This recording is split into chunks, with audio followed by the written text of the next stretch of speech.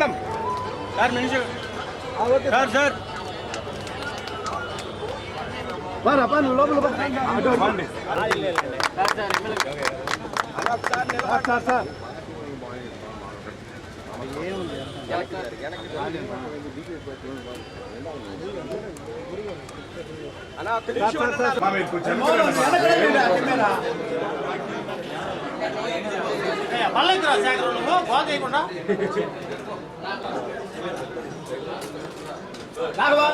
కింద నిల్చో వేయండి.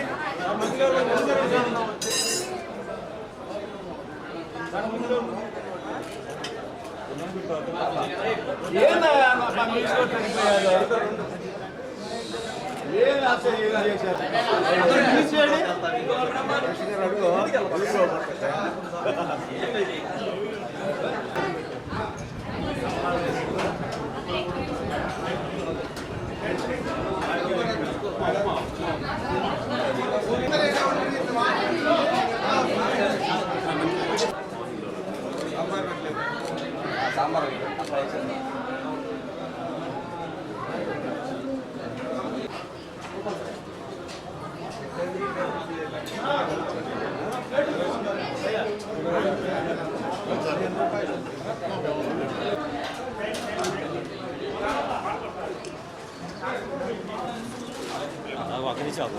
అదేవిధంగా ముఖ్యమంత్రి గారి ఇంటికి తాళ్లు కట్టినటువంటి పరిస్థితులు బయటికి రాకుండా మా నాయకుడు చంద్రబాబు నాయుడు మాజీ ముఖ్యమంత్రిగా ఆ రోజు ఉన్న పరిస్థితుల్లో ఇంతటువంటి పరిపాలన చూసాం.